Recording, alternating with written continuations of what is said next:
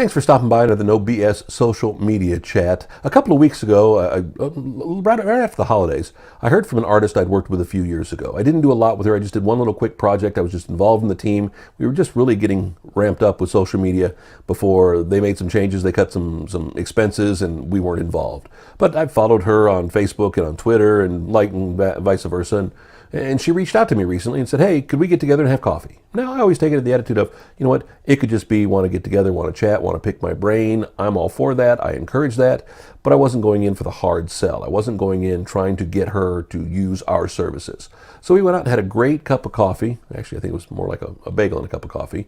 And we talked about social media. And we talked about where she was at. And before I went into the meeting, I wanted to prepare. So I went through and really dug into her Facebook and her Twitter and her YouTube and looked at all this stuff because I wanted to at least have some ideas. And the one thing we talked about was that she wasn't doing enough with social media. I always tell you that whole, give me at least 3 things a day kind of thing, or else you're really just dabbling at it and you're not helping your career with it. And if you really believe in the power of social media, if you really believe it can benefit you, you need to do at least something 3 times a day, on a minimum, and I've always said that. I said she wasn't doing 3 things a week, and I said therefore she wasn't really building a base, and she wasn't taking the connections she made from her live performances or from her charity performances or from whatever it was. She wasn't benefiting herself with those people. Sure, she may have a couple of 2,000-3,000 Facebook fans, or she may have a couple of thousand people following her on Twitter, but were they really engaging? Were they just there and weren't deleting her? And that's one of those things that you really have to worry about sometimes. And the thing that came out from her was fear. That she's just, I don't think anybody will want to see this. I don't think it will interest anybody.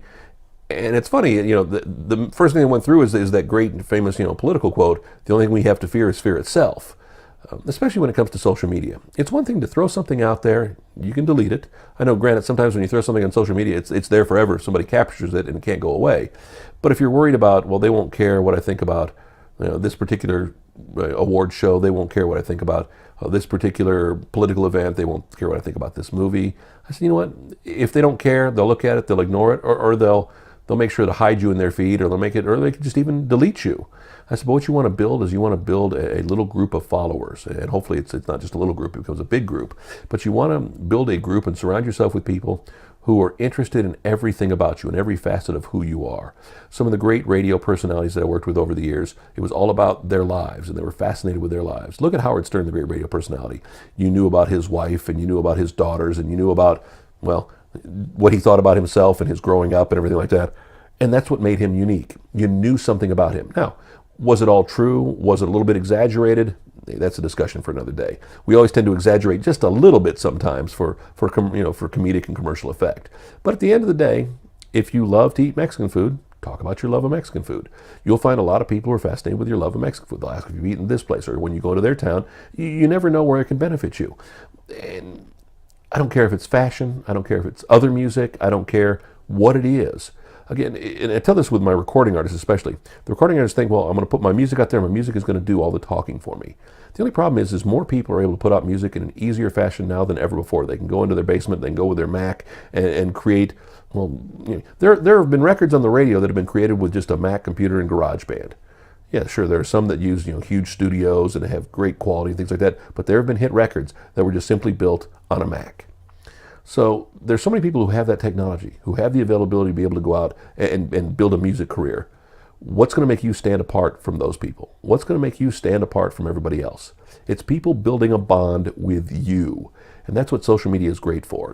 Everybody said, when I was in country music for so many years, in the country music radio industry, they said it was all about the song. They loved about the songs. And I said, songs were very important. Song is the first step. But they were building relationships with an artist. The reason George Strait's career has lasted for 30 plus years is because people had a bond with George Strait. Were every one of his hits super hits? Were every one of his hits greatest hits?